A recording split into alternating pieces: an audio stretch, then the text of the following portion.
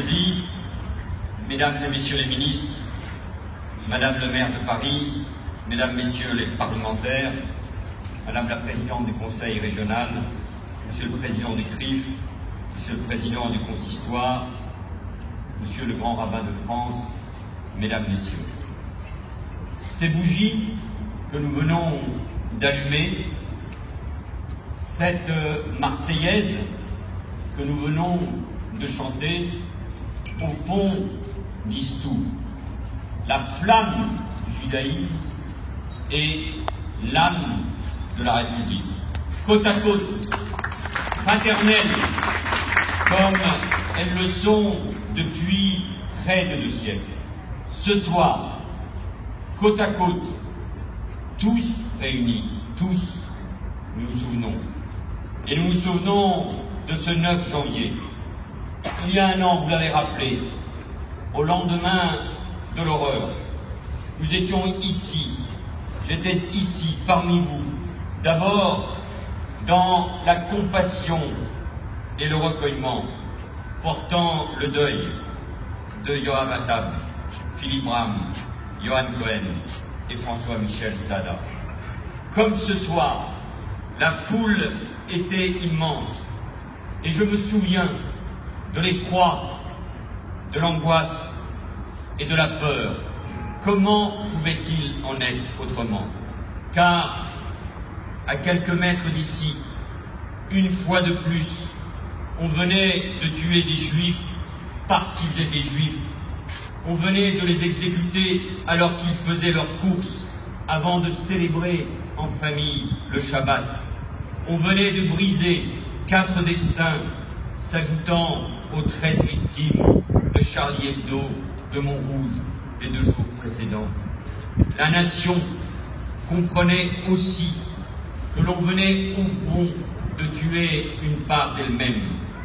Je me souviens des larmes au bord des regards interrogateurs, de ces regards qui transpercent les cœurs et que personne ne pourra oublier.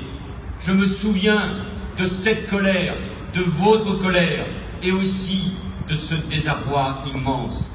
Et la foule ne faisait qu'un. Nous nous tenions par la main, par les épaules. Des prières ont été récitées, notamment la plus belle, cet soutien, cet hommage à la France et à la République. La Marseillaise a été chantée. Je me souviens de tout cela. Toutes ces images étaient là, sont là, ancrées dans nos esprits, ancrées dans mon esprit, quand 3 jours après, je me suis exprimé devant la représentation nationale pour appeler notre pays à être unis face à la menace terroriste et pour dire aussi que nous devions nous ressaisir, que nous ne pouvions plus laisser les Français juifs vivre ainsi la peur au ventre. Comment la France, patrie de l'émancipation des Juifs, comment la nation où l'on s'est battu pour la défense du capitaine Dreyfus, comment la France qui avait reconnu sa responsabilité à travers les mots forts du président de la République, Jacques Chirac, responsabilité des crimes odieux perpétrés entre 1940 et 1944. Comment la France pourrait-elle laisser ses compatriotes juifs vivre dans la peur, douter un seul instant que c'est ici, chez eux? Voir des Français juifs quitter de plus en plus nombreux leur pays parce qu'ils ne se sentent plus en sécurité, mais aussi parce qu'ils ne se sentent plus compris, parce qu'ils ne se sentent plus à leur place, aurait dû être depuis longtemps pour nous tous Français une idée insupportable. Car je l'ai dit ici même, avec mes mots, avec mon cœur, avec mes tripes, je n'ai cessé de le répéter et je ne cesserai de le répéter parce que c'est une conviction profonde. Sans les Juifs de France, la France ne serait pas la France et chacun d'entre nous doit le répéter inlassablement. Et je crois que ce 9 janvier Tout le monde en a enfin pris la pleine mesure. Ce 9 janvier, la nation a bien compris. Ce 9 janvier, après Ilan Halimi, après Toulouse, après Jonathan Sandler, ses enfants, Harry et Gabriel, après Myriam Monsonego, après l'agression de Créteil, après tous ces faits qui au fond n'ont pas suffisamment mobilisé et l'indignation et la nation, enfin la France a pleinement ouvert les yeux de ce que ressentaient au fond d'eux-mêmes, sans être suffisamment entendus, les Juifs de France. Et quand la France ne comprend pas les Juifs de France, elle ne se comprend pas elle-même. Elle ne prend pas suffisamment en considération son propre destin. Cette angoisse immense, cette angoisse légitime ne doit plus jamais être sous-estimée. Et nous devons tous ensemble lui apporter une réponse. Cette réponse, après les attentats des 7, 8 et 9 janvier, a été bien sûr immédiate comme elle l'avait été après les attentats de Toulouse et de Montauban. Ce sont en particulier nos forces de l'ordre. Oui, honneur, Anne Hidalgo avait raison de le rappeler, à nos forces de l'ordre, à nos policiers, à nos troupes d'élite, à nos gendarmes. Oui, honneur à nos militaires qui chaque jour font rempart, protègent nos synagogues, les écoles et les bâtiments de la communauté juive. Et bravo que nos soldats, nos policiers, nos gendarmes ont sur leur uniforme, disent que la France ne baissera jamais la garde, qu'elle se dressera toujours contre ceux qui veulent s'en prendre aux Français juifs et donc aux Français. L'ennemi, car nous sommes en guerre, c'est le terrorisme islamiste, c'est le djihadisme. Le 13 novembre, l'ampleur de la menace, sa soif barbare de mort, sa haine totalitaire de ce que nous sommes, de nos valeurs, de notre idéal de liberté, de tolérance, de laïcité, a surgi dans les rues de Paris et à Saint-Denis, et avec une violence absolue. Pour ces ennemis qui s'en prennent à leurs compatriotes, qui déchirent ce contrat qui nous unit, il ne peut y avoir aucune explication qui vaille, car expliquer, c'est déjà vouloir un peu excuser. Rien ne peut expliquer que l'on tue à des terrasses et à des cafés. Rien ne peut expliquer que l'on tue dans une salle de concert. Rien ne peut expliquer que l'on tue des journalistes, des caricaturistes qui expriment leur liberté et que l'on tue des policiers qui sont là pour nous protéger. Et rien ne peut expliquer que l'on tue des juifs.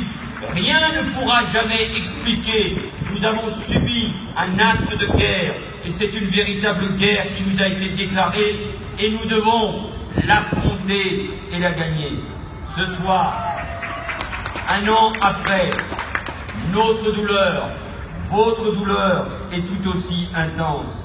Mais tout aussi intense est notre détermination. Détermination à lutter contre le terrorisme, ici et partout où nos armées sont engagées. Détermination à ne jamais céder face aux menaces. Détermination à continuer de vivre et à continuer de vivre ensemble. Et c'est le symbole aussi de ces bougies allumées par les représentants des différents cultes et par les représentants des formations politiques de notre pays. Détermination également à lutter contre l'antisémitisme. Il est là, toujours là, virulent, charrié à longueur d'écrits, de déclarations, de ces manifestations, alors qu'au cœur de Paris, capitale de la liberté, il y a quelques mois, on a crié de nouveau « mort aux Juifs », de prétendus spectacles par des négationnistes en tout genre. Je les ai combattus, nous les avons combattus et nous continuerons à le faire. Il y va de l'honneur de la République. Il est là sur les réseaux sociaux, il est là dans les paroles et dans les actes et dans cette détestation compulsive de l'État d'Israël. Comment pouvons-nous accepter il y ait des campagnes de boycott?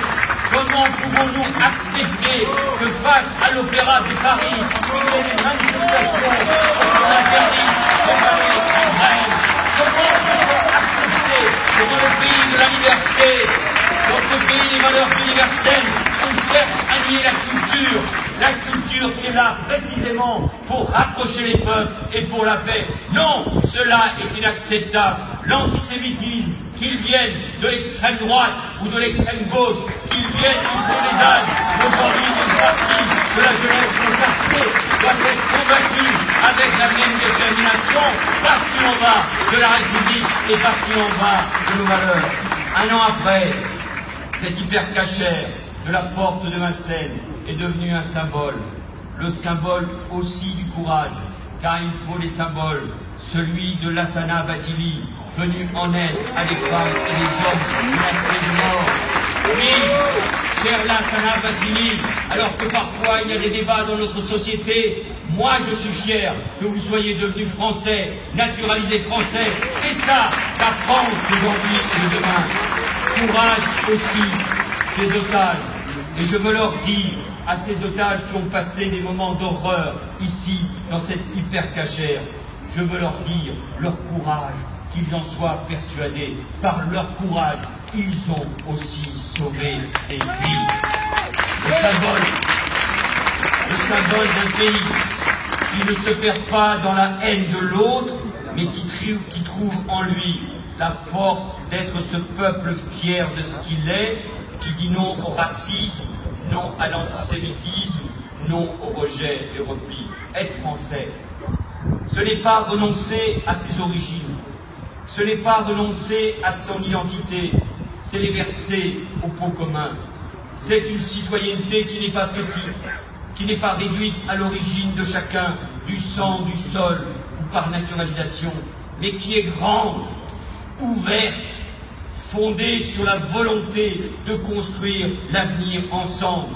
C'est ce nouveau patriotisme que j'appelle de mes vœux. C'est ce patriotisme que toujours les Juifs de France ont porté. Oui, cet hypercachère, c'est le symbole d'un pays qui trouve en lui-même la force de vivre et qui, avec tous les Juifs de France, est pleinement ce pays que nous aimons. Vive la République, vive la France!